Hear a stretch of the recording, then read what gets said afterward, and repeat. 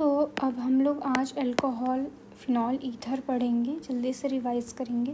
देखो ethylene glycol बोलेगा तो यहाँ सिर्फ 2 OH होंगे, ग्लिसरॉल में 3 OH होते हैं। और बेंजीन फिनॉल को ही हम लोग क्या बोलते हैं, कार्बोलिक एसिड बोलते हैं। और फेनिटॉल क्या होता है, PHOCH2CH3 फेनिटॉल होता है। बॉन्ड एंगल आपका मिथॉक्सी मीथेन मतलब आपके ईथर में सबसे ज़्यादा होगा, फिर आपके फिनॉल में उससे कम होगा क्योंकि यहाँ sp2 है और यहाँ sp3 है, सबसे कम आपका मिथेनॉल में होगा। और ये हाइड्रोबोरेशन रिएक्शन जो है BH3 का होल ट्वाइस इसमें क्या होता है, एंटीमार होता है आपका। LiLH4 जो होता है वो कार्बोनिल कंपाउंड को भी और कार्बोक्सिलिक एसिड को भी रिड्यूस कर देता है, लेकिन NaBH4 जो होता है वो सिर्फ आपके कार्बन को ही रिड्यूस कर पाता है। ये LiAlH4 आपका H देता है, वही D2O जो होता है वो क्या देता है आपका D+ देता है, D+, और ये देता है H-। तो यहाँ पे प्लस, यहाँ पे माइनस, तो यहाँ पे OD आएगा, यहाँ H आएगा। ठीक है। कमर्शियली हम लोग ईस्टर को कैसे बनाते हैं, किसको, sorry I am so sorry, हम लोग जो कमर्शियली अल्कोहल को कैसे बनाते हैं, जैसे LiLH4 बहुत ज़्यादा एक्सपेंसिव होता है, तो इसी वजह से हम लोग एसिड को अल्कोहल के साथ रिएक्शन करवा के तो पहले तो एस्टर बनाते हैं, फिर उसका रिडक्शन करवाते हैं जहाँ हमें अल्कोहल और मतलब 2 अल्कोहल मिल जाता है, तो वहाँ से हम बनाते हैं कमर्शियली। ठीक है। देखो ग्रिग्नार्ड रिएजेंट में जो मिथेनॉल HCHO होता है यही आपका प्राइमरी अल्कोहल देता है, बाकी और जो एल्डिहाइड होते हैं वो आपके सेकेंडरी अल्कोहल देते हैं, और जो कीटोन होता है वो आपका टर्शियरी अल्कोहल देता है। यहाँ देखो LiLH4 यहाँ सबको ही रिड्यूस कर देगा, चाहे वो कोई सा भी क्यों ना हो। ठीक है। और यहाँ देखो इथाइलिन ऑक्साइड का मतलब क्या हो गया, ये आपका इथाइलिन ऑक्साइड है। ये आपके कौन सा अल्कोहल देंगे जब ग्रिग्नार्ड रिएजेंट के साथ रिएक्शन करेंगे, या आपके प्राइमरी अल्कोहल देंगे। देखो एल्कीन का कैसा मैकेनिज़्म है, सबसे पहले प्रोटोनेशन होगा, फिर आपका न्यूक्लियोफिलिक अटैक होता है, फिर आपका डीप्रोटोनेशन हो जाता है। वहाँ पे H3O+ जो है वो इलेक्ट्रोफिलिक अटैक कराता है स्टेप 1 में। देखो स्टेप 1 में आपका H3O+ इलेक्ट्रोफिलिक अटैक करवाता है, और स्टेप 2 में आपका वो न्यूक्लियोफिलिक अटैक कराता है। सॉरी देखो H3O+ ये इलेक्ट्रोफिलिक अटैक करवा रहा है स्टेप 1 में, और H2O जो है वो न्यूक्लियोफिलिक अटैक करवा रहा है कहाँ पे, स्टेप 2 में। बहुत इंपॉर्टेंट है। ठीक है। और जैसे PHSO3Na है, जब NaOH हीट और H+ के साथ रिएक्शन करवाते हैं तो ये क्या बनाते हैं, PHOH बनाते हैं। ये PHOH जब POCl3 के साथ रिएक्शन करता है तो वो ट्राईफिनाइल फॉस्फेट बनाता है। क्या, ट्राईफिनाइल फॉस्फेट बनाता है। देखो जैसे हम जानते हैं स्टेबिलिटी जो है वो पैरा की ज़्यादा होती है एज़ कम्पेयर टू ऑर्थो, तो रिएक्टिविटी क्या होगी, ऑर्थो की ज़्यादा होगी। तो ऑर्थो जो होगा वो कम टेम्परेचर पे भी ऑर्थो बना देगा, और पैरा के लिए हमें ज़्यादा टेम्परेचर की ज़रूरत पड़ेगी। यहाँ देखो जब CH3OH आएगा या कोई भी अल्कोहल आएगा, CH3OH या PHOH, वो आपका यहाँ पे अटैक करेगा, लेकिन CH3COCl जो है वो आपका यहाँ अटैक करेगा, जहाँ बनाएगा OCOCH3 बनाएगा। क्या बनाएगा, sorry I am really sorry, फिर से देखो, जब आपका CH3OH आएगा तो यहाँ पे अटैक कराएगा, जब PHOH आएगा तो भी यहाँ अटैक करवाएगा, लेकिन जब CH3COCl आएगा तो आपका कहाँ अटैक करवाएगा, OH पे अटैक करवाएगा। क्या बनाएगा, OCOCH3, और यहाँ COOH, इसी को बोलते हैं एस्पिरिन, जो कि NSAID की एंटीपायरेटिक होता है, इसी को बोलते हैं एसिटिल सैलिसिलिक एसिड बोलते हैं। यहाँ पे देखो यहाँ पे लिखा है कि अगर कोई अच्छा एसिड है तो वो अच्छा प्रोटॉन डोनर भी होगा, तो इसी वजह से जो H2O है वो ज़्यादा अच्छा प्रोटॉन डोनर है किससे, ROH से। मतलब H2O का ज़्यादा, देखो CH3OH फिर H2O फिर आपका ROH आता है। ये आपके एसिडिक का क्या है, ये एसिडिक का वो है रेंज। अल्कोहल जो है, देखो अल्कोहल क्या है, ब्रोंस्टेड एसिड है, लेकिन अल्कोहल कह रहा ब्रोंस्टेड बेस की तरह भी एक्ट कर सकता है। क्यों, due to presence of unshared electron on oxygen, वो क्या करता है उसकी वजह से, which makes them proton donor, जिसकी वजह से वो एक्सेप्टर बना देता है उसको। अल्कोहल को क्या बना देता है, प्रोटॉन एक्सेप्टर बना देता है, ड्यू टू द जो ऑक्सीजन के पास लोन पेयर है उनकी वजह से। देखो ये जो SO3H होता है ना, ये कंपाउंड्स को क्या बनाते हैं, ट्राई बनाते हैं। जैसे Br2 अगर H2O के साथ रिएक्शन कर रहा है तो ये कंपाउंड को ट्राई बना देगा। ऐसे जब कंसनट्रेटेड HNO3 के साथ रिएक्शन कर रहा है तो वो NO2 3 बार करवा देगा, ठीक है। उसके बाद है आपका, देखो जैसे ये आपका कहीं पे भी लिखा होगा PHOH और NaCl कहीं पे भी रहे भाई, इसको तुम क्या कर दो, CHO ऐड करवा दो। यहाँ OH है, ये पैरा पे भेजेगा, यहाँ CHO आ जाएगा आपका, ठीक है। उसके बाद यहाँ देखो, यहाँ मेन ये था कि जो MnO2 है ये आपका एलाइलिक पे आपकी क्या करती है, एल्डिहाइड बना देती है। मतलब ये जो OH होता है उसको ये ऑक्सीडाइज करता है कितने में, CHO, मतलब यहाँ का जो एलाइलिक वाला होगा वही सिर्फ आपका CHO बनेगा। रीमन टीमन रिएक्शन में कह रहा है, रीमन टीमन रिएक्शन में कौन सा है जो नहीं बनेगा, तो ना ही PHNO2 बनता है, ना ही PH, ना ही PHCHO, कोई नहीं बनता है यहाँ पे। देखो सैलिसिलिक एसिड बनाने के लिए हमें CCl4 का यूज़ करना पड़ता है, वहीं सैलिसल्डिहाइड का बनाने के लिए हम लोग CHCl3 का यूज़ करते हैं। ये जो HiO4 है ये कहाँ अटैक करता है, दो OH के बीच में या कोई डबल बॉन्ड O या OH के बीच में, तो इन दोनों के बीच में ये अटैक करेगा। जैसे कि यहाँ इस वाले क्वेश्चन में देखो ये यहाँ अटैक करेगा, अभी इस पे तो कहीं नहीं अटैक कर पाएगा क्योंकि यहाँ पे बगल में कोई सा भी नहीं है, तो यहाँ पे ऐसे होगा। ये तो बता दिया मैंने, एस्पिरिन बनेगा। और ये जो ROH है वो रिएक्ट नहीं करता NaOH के साथ, लेकिन PHOH जो है वो आपका NaOH के साथ रिएक्शन दे देता है। क्यों दे देता है, क्योंकि due to high delta EN of sp2, अब PHOH में है क्या होगा, हाई डेल्टा EN होता है sp2 में, और वहाँ उनकी वजह से क्या होता है, इलेक्ट्रॉन डेंसिटी क्या होती है, डिक्रीज़ करती है। इलेक्ट्रॉन डेंसिटी डिक्रीज़ करेगा तो आपकी पोलैरिटी जो होगी वो इंक्रीज़ करेगी, जिसकी वजह से वो और ज़्यादा मतलब अच्छे से क्या बोलते हैं उसको, आयोनाइज कर पाएगा, ठीक है। तो यहाँ पे फिनॉक्साइड आयन ज़्यादा स्टेबल होता है एज़ कम्पेयर टू फिनॉल। उसके बाद ईथर कैसे बनता है, with the dry, very very important, dry Ag2O से आपका ईथर बन जाता है। कंटिन्यूस इथरिफिकेशन कह रहा है प्रोसेस, इंटरमीडिएट क्या ऑब्टेन करवाता है, ईस्टर्स ऑफ H2SO4। कंटिन्यूस इथरिफिकेशन करवाएंगे तो हमें ईस्टर्स ऑफ H2SO4 मिलेगा यहाँ पे, ठीक है।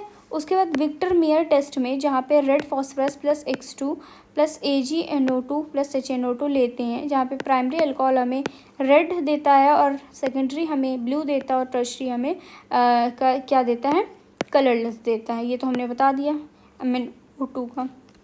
उसके बाद जब फिनॉल कह रहा है, एक फिनॉल है रिएक्ट कर रहा है ब्रोमीन वाटर के साथ और वो सेम फिनॉल बना रहा है, हमें बताना है कि कितना अमाउंट ऑफ ब्रोमीन बनेगा।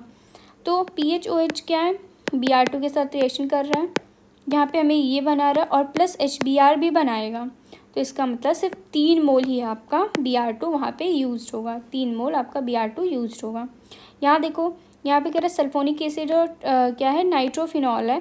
तो ये जब हम लोग R विथ NaHCO3 जब हम NaHCO3 के साथ रिएक्शन करते हैं तो कौन सा गैस देगा, तो दोनों में आपके CO2 ही गैस देते हैं, क्या CO2 गैस देते हैं। ये देखो N-ब्यूटाइल अल्कोहल है, ये 1 डिग्री है, तो जाहिर सी बात है इसमें तो रीअरेंजमेंट नहीं होगा, क्या होगा, रीअरेंजमेंट नहीं होगा यहाँ पे, और ये एल्कीन बना लेगा। कह रहा प्लेजेंट स्मेलिंग लिक्विड है, ऑयल ऑफ विंटर ग्रीन, तो क्या होता है वो मिथाइल सैलिसिलेट, मतलब ईस्टर होते हैं, क्या होते हैं, ईस्टर्स ऑफ सैलिसिलेट होते हैं। जब ग्लूकोज जो है जाइमीज एंजाइम के साथ रिएक्शन करता है तो वो इथेनॉल बनाता है, क्या बनाता है, इथेनॉल बनाता है। How many mole of alkenes with 1 mole of diborane react, तो यहाँ तुम देख ही सकती हो, एक BH3 से हमें 3 मोल अल्कोहल मिल रहा है, तो B2H6 से कितना मिलेगा, B2H6 मतलब 2 मोल BH3, इसका मतलब वो 6 मोल बनेगा, ठीक है, 6 मोल बनेगा। और यहाँ देखो जैसे यहाँ पे देखो KOH CaCl3 और H3O+, इसका मतलब ये कौन सा रिएक्शन है आपका, रीमन टीमन रिएक्शन। KOH जो होता है वो आपका पैरा पोजीशन पे डाल देता है और वहीं पे NaOH जो होता है वो आपके ऑर्थो पोजीशन पे होते हैं। तो यहाँ KOH है तो यहाँ पे पैरा पोजीशन पे क्या लगा दो, CHO ग्रुप लगा दो। और वेरी इंपॉर्टेंट कि आपके ईथर SN2 रिएक्शन है, SN2 है, तो वहाँ पे सिर्फ कौन आपका देगा, 1 डिग्री RX, मतलब 1 डिग्री एल्काइल हेलाइड होना चाहिए। अगर 3 डिग्री होगा RX तो वो अल्कीन बना लेगा, ठीक है, अल्कीन बना लेगा। यहाँ पे कह रहा है ईथर जो होता है वो आपका ग्रिग्नार्ड के साथ रिएक्शन नहीं देता है। जब ये एक्सेस HI इनमें होता है तो ये PHOH ही बनाता है और CH2CH3I बनाता है। क्यों ऐसा होता है कि फिनॉल जो है क्यों नहीं PHI बनाता? वो इसलिए क्योंकि वो phenol do not react further to give alkyl halide because sp2 hybridised carbon of phenol के not further undergo nucleophilic substitution. मतलब वो sp2 होता है इसलिए और फर्दर वो नहीं जाता है न्यूक्लियोफिलिक सब्सटीट्यूशन रिएक्शन में। ठीक है। उसके बाद है आपका, ये तो हो गया आपका सारा। हाँ, उसके बाद है कि यहाँ पे बोल रहे कोई ऑर्गेनिक कंपाउंड था, वो ग्रीन कलर दे रहा था जब हम उसको इन प्रेजेंस ऑफ कॉपर वो ग्रीन कलर दे रहा था। उसके अंदर क्लोरीन प्रेजेंट, इसका मतलब वो क्लोरोबेंजीन है और वो बिलिनस्टीन टेस्ट होता है जो हेलोजन के लिए हम लोग यूज़ करते हैं। देखो, जब क्लोरोफॉर्म आपका एसीटोन के साथ रिएक्शन करता है तो हमें क्लोरेटॉन देता है। क्या देता है? क्लोरेटॉन, जिसका नाम है 1,1 ट्राईक्लोरो 2 मिथाइल 2 प्रोपेनॉल होता है। कार्बेलामिन टेस्ट क्या होता है कि PHNH2 जब रिएक्शन करता है CH Cl3 या KOH के साथ तो वो क्या बनाता है? फिनाइल आइसोसाइनाइड बनाता है। क्या बनाता है? फिनाइल आइसोसाइनाइड बनाता है। प्योरिटी CH Cl3 का हम लोग चेक कर सकते हैं AgNO3 के साथ, और या तो प्योरिटी CH Cl3 या प्योर CHI3 को हम लोग डिस्टिंग्विश कर सकते हैं AgNO3 के साथ। यहाँ देखो, जब ये इसके साथ रिएक्शन करता है तो क्या बनाता है? ये OCH3 क्या करेगा? आपका ये यहाँ पे रिएक्शन करेगा, यहाँ पे ये NaBr को हटाएगा और यहाँ पे ये NH2 जुड़ जाएगा।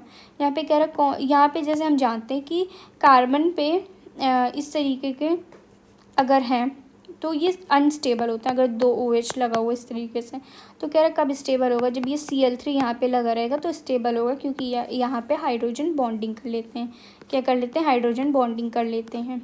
यहाँ देखो, ये वेरी इंपॉर्टेंट है। Cl के लिए हम लोग कौन सा ये रेट निकालते हैं? 1:3.5 ये यूज़ करते हैं, और यहाँ पे सबसे ज़्यादा आपका यहाँ पे बनेगा तो इसलिए Cl यहाँ लग जाएगा आपका। अभी को बताया मैंने 3 डिग्री RH होगा तो वो अल्कीन बनाएगा, और अगर 1 डिग्री RH होगा तो वो आपका ईथर बनाएगा।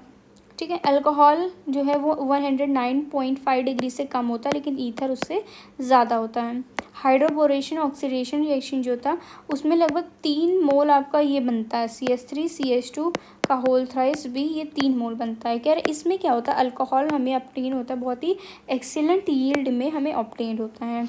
सोर्स देखा जाए तो H2O2 से हमें OH मिलता है और B2H6 से हमें हाइड्रोजन मिलता है।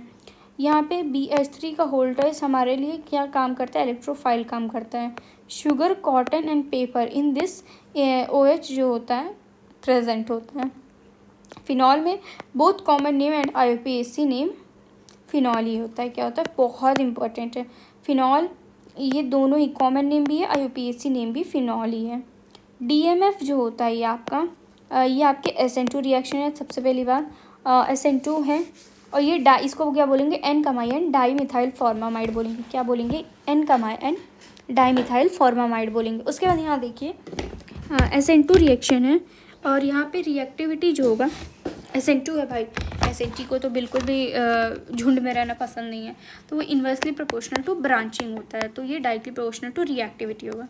बहुत इंपॉर्टेंट बात कि आपका सबसे पीछे ये वाला जाएगा। क्यों? क्योंकि ये आपका क्या है? ये आपके विनाइलिक हैलाइड है। विनाइलिक हैलाइड सबसे पीछे जाएगा रिएक्टिविटी में आपके न्यूक्लियोफिल के।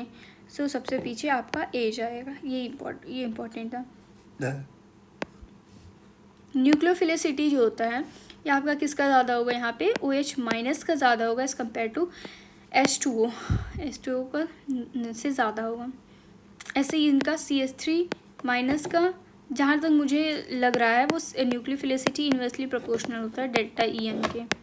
लिविंग ग्रुप जो होता है वो डायरेक्टली प्रोपोर्शनल होता है एनायन की। इसका मतलब कि F माइनस सबसे ज़्यादा, उससे कम आपका OH, उससे कम NH2, उससे सबसे कम आपका CH3 होता है।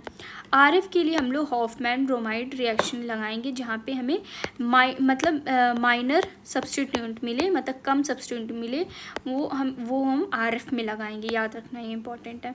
बल्कि बेस अगर है तो वहाँ पे हॉफमैन ही लगाएंगे, तो RF है और या बल्कि बेस है तो वहाँ हॉफमैन ही लगाएंगे आपका। ठीक है।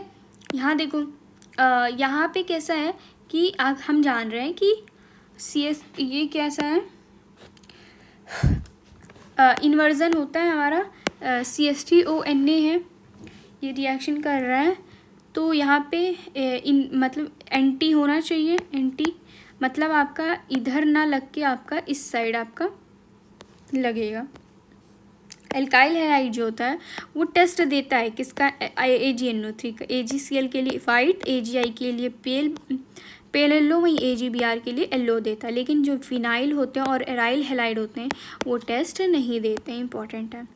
न्यूक्लियोफिलिक सब्स्टिट्यूशन रिएक्शन में देखें तो सबसे ज़्यादा रिएक्टिविटी आपकी SN1 की होती है, उसके बाद उससे कम उसकी SN2 की होती है, सबसे कम आपकी SNAR की होती है। तो वेरी वेरी इंपॉर्टेंट ये है। जैसे यहाँ देखो सबसे पीछे आपका ये ही दोनों चला गया है, ठीक है। टर्मिनल एल्काइन में कोई भी सिस ट्रांस नहीं होता, जैसे इसमें यहाँ देखो NaI एसीटोन है, ये आपका फिंकलस्टीन रिएक्शन था, जो कि ये SN2, ये एसीटोन आ गया भाई, ये SN2 होगा तो यहाँ पे आपको इन्वर्जन कर देना है। इन फिंकलस्टीन रिएक्शन कह रहा हम लोग LI नहीं यूज़ करते हैं, क्यों? क्योंकि वो सोल्यूबल होता है एसीटोन के साथ, वो बैकवर्ड रिएक्शन हमें शो करने लगेगा, इसलिए हम लोग LI नहीं यूज़ करते हैं, हम लोग NaI यूज़ करते हैं। कह रहा है यूजिंग AgNO3 हम लोग एल्काइल हैलाइड को डिस्टिंग्विश कर सकते हैं एराइल और विनाइल से। क्यों? क्योंकि आपके एराइल विनाइल नेगेटिव मतलब कोई भी आपका रिएक्शन नहीं देता है AgNO3 के साथ, वहीं एल्काइल हैलाइड आपका रिएक्शन देता है। ऐसे यहाँ देखो CH3Cl3 के साथ जब pH रिएक्शन करता है इन प्रेजेंस ऑफ AlCl3 तो वो हमें ट्राईफिनाइल मीथेन देता है। एसीटोन जब CHCl3 के साथ रिएक्शन करता है तो क्लोरेटॉन देता है। जब CHCl3 HNO2 के साथ रिएक्शन देता है तो हमें क्लोरोपिक्रिन देता है। वहीं जब क्लोरल हाइड्रेट और क्लोरोबेंजीन रिएक्शन करता है तो हमें DDT देता है, जो कि डाइफिनाइल ट्राईक्लोरोईथेन होता है। रिएजेंट क्या क्या होते हैं हेलोफॉर्म्स के, तो NaOH + I2, ठीक है, plus NaOI, CaOCl2, aqueous NaCl या इलेक्ट्रोलाइसिस, ये सारे क्या है रिएजेंट्स हैं। देखो आपके ये CH3 C double bond O, अगर ये COOH है तो ये आपके पॉजिटिव देंगे, लेकिन COCl, COOH, COCH3 ये सारी नेगेटिव देंगे, मतलब ये रिएक्शन नहीं देंगे हेलोफॉर्म का। जैसे यहाँ देखो ये हेलोफॉर्म का देगा तो NaOH के साथ रिएक्शन करेगा, क्या बनाएगा यहाँ CHCl3 और SCOONA + H2O देगा। कह रहा है फ्रियॉन 12 को हम लोग कैसे प्रिपेयर करते हैं, बाय द स्वार्ज रिएक्शन। फ्रियॉन 12 को कैसे प्रिपेयर करते हैं, बाय द स्वार्ज रिएक्शन प्रिपेयर करते हैं। Very very important. देखो जैसे विसिनल हैलाइड है, जैसे यहाँ पे देखो यहाँ CN आएगा, यहाँ CN आएगा, ये हमें रिंग देंगे। सक्सेनिक एनहाइड्राइड मतलब एनहाइड्राइड बनाएंगे, ठीक है। यहाँ COH है, COH, ये हमें क्या देंगे, सक्सेनिक एनहाइड्राइड देंगे। और जब आपका जेम है, ये तो विसिनल हैलाइड हो गया, जब आपका जेम हैलाइड मतलब CL एक ही जगह पे होगा और यहाँ CN लगेगा, यहाँ CN लगेगा, तो क्या होगा, ये COH बनेगा, तो यहाँ से एक CO2 उड़ जाएगा और ये हमें एसिड दे देगा, प्रोपोनोइक एसिड। तो वही कह रहा है कि जब दो COH ग्रुप आपके एक ही कार्बन पे लगे होंगे तो क्या होगा, वहाँ से एक CO2 निकल जाएगा जैसे यहाँ से, तो वो हमारा मोनोकार्बोक्सिलिक एसिड बना लेगा। लेकिन अगर वही विसिनल मतलब अलग अलग पे प्रेजेंट है तो वो वहाँ से H2O लूज़ करेगा और वहाँ से वो एनहाइड्राइड बना लेगा। जब CH3 यहाँ पे देखो Br है, Zn CH2OH के साथ रिएक्शन कर रहा है, हीट कर रहा है, तो ये क्या करेगा, इसको हटाएगा, यहाँ पे ये अल्कीन बना लेगा। ऐसे यहाँ पे वो लगाओ और ये इसको जोड़ दो, ठीक है, सिंपल है। कह रहा है जो फुली फ्लोरिनेटेड जो है वो हम उसको ब्लड के फॉर्म में यूज़ कर सकते हैं, हॉस्पिटल्स में इसको यूज़ किया जाता है। कह रहा है एल्काइल हैलाइड क्या होता है, बेस्ट प्रिपेयर्ड कैसे होता है, फ्रॉम द अल्कोहल। हम लोग एल्काइल हैलाइड को बेस्ट प्रिपेयर कर सकते हैं फ्रॉम द अल्कोहल। और कह रहा प्राइमरी और सेकेंडरी अल्कोहल के लिए हम लोग कैटलिस्ट यूज़ करते हैं ZnCl2 के लिए, लेकिन हम टर्शरी अल्कोहल के लिए नहीं यूज़ कर सकते, उसको हम लोग सिंपली शेकिंग करके बना सकते हैं, इसलिए उसकी रिएक्टिविटी ज़्यादा होती है। एल्काइल हैलाइड जो होते हैं वो कलरलेस होते हैं जब वो प्योर होते हैं, लेकिन जब वही एक्सपोज्ड होते हैं एयर या लाइट में तो वो कलर्ड होते हैं, ठीक है। हेलो एल्केन जो होता है वो कह रहा है tend to dissolve in organic solvent, वो मतलब डिज़ोल्व कर जाता है किसमें, मोस्टली ऑर्गेनिक सॉल्वेंट में। ठीक है, ऑर्गेनिक सॉल्वेंट में। कह रहा है हेलो एल्किन बहुत ही स्लाइटली डिजॉल्व होता है किसमें, वाटर में। वो इसलिए क्योंकि हेलो एल्किन और वाटर के बीच जो बॉन्ड बनता है वो इतनी एनर्जी रिलीज़ नहीं कर पाता है कि वो H2O के बॉन्ड को तोड़ पाए, इसी वजह से वो ज़्यादा नहीं, स्लाइटली, बहुत स्लाइटली डिज़ोल्व होता है वाटर में। SN2 रिएक्शन जो होता है, क्या होता है, SN2 जो होता है ये आपके इन्वर्टेड शेप के होते हैं। कैसे, जैसे अम्ब्रेला को टर्न कर दिया गया हो inside out when caught in strong wind. जब ज़्यादा तेज़ हवा चल रही होती है तो अम्ब्रेला जिस तरीके से क्या होता है, ऐसे खुला होता है, तो वो कुछ इस प्रकार का हो जाता है, मतलब अंदर आ जाता है, अंदर के फॉर्म में। कह रहा अगर देखो ये बहुत इंपॉर्टेंट, SN1 के लिए हम जान रहे हैं न्यूक्लियोफाइल पे वो डिपेंड नहीं करता है, तो कह रहे कंसनट्रेशन अगर हम NU का डबल करते हैं तो SN1 में क्या फ़र्क पड़ेगा, नथिंग, कुछ भी फ़र्क नहीं पड़ेगा। SN1 जो होता है वो डायरेक्टली प्रोपोर्शनल होता है किसके, ब्रांचिंग के, और डायरेक्टली प्रोपोर्शनल होता है रेट ऑफ रिएक्शन के। एसिमेट्रिक है और नॉन सुपर इम्पोजेबल है, तब तो ऑप्टिकली एक्टिव होगा। कि ना एनोशियोमर में लगभग सब चीज़ें सेम होती है, फिजिकल प्रॉपर्टी में सब कुछ लगभग सेम होता है। डिफ़र क्या करता है, रोटेशन में, rotation of plane polarised light में डिफ़र करता है। और क्या होता है, SN1 में आपका रिटेंशन होता है, क्यों, क्योंकि वहाँ पे कोई भी बॉन्ड ब्रेक नहीं होती है, इसलिए वहाँ पे रिटेंशन रहता है। ठीक है, और कह रहे OH माइनस जो होता है वो आपकी लिविंग ग्रुप अच्छी नहीं है, लेकिन जो OH2+ है ये आपके गुड लिविंग, अच्छे मतलब है, अच्छे लिविंग ग्रुप है। कह रहे अल्कोहल को विदाउट प्रोटोनेशन हम लोग SN1 SN2 नहीं करवा सकते हैं, since no bond is broken at, यहाँ पे कह रहा है जैसे SN1 में कोई भी बॉन्ड ब्रेक नहीं होता है, इसलिए वो रिटेंशन में ही रहता, मतलब चेंजिंग नहीं रहती है, आपकी ये कायरलिटी ख़राब नहीं होती है। देखो जब ये एक्सेस में होगा इस तरीके से, HI एक्सेस में होगा तो क्या होगा कि सब कुछ हट जाएगा, बीच में आपके आई आ जाते हैं। मेन मुद्दा यहाँ पे ये था कि दो आई कभी भी पास में नहीं होते, तो दोनों आई को हटा के हम लोग डबल बॉन्ड लगा देते हैं। डिहाइड्रेशन का रिएक्टिविटी देख लो कि बीटा हाइड्रोक्सी कहाँ है, उसकी सबसे ज़्यादा रिएक्टिविटी होगी।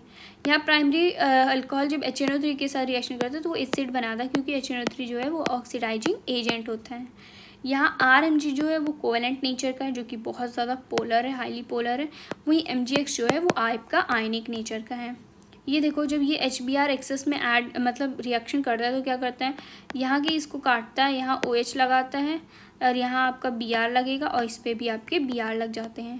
देखो मेटा आपका क्यों नहीं देता है, जब हम रिएक्शन करते हैं, मान लो Cl जो है, Cl आपका पैरा और ऑर्थो ही देता है, मेटा नहीं देता। क्यों, क्योंकि वहाँ पे कोई भी नेगेटिव चार्ज, मेटा पे कभी भी नेगेटिव चार्ज नहीं आता है, मतलब negative charge on atom Br, no negative charge on atom bear NO2 in meta, so it destabilizes and not form, वो नहीं बनता है, बाकी और सब बन जाता है।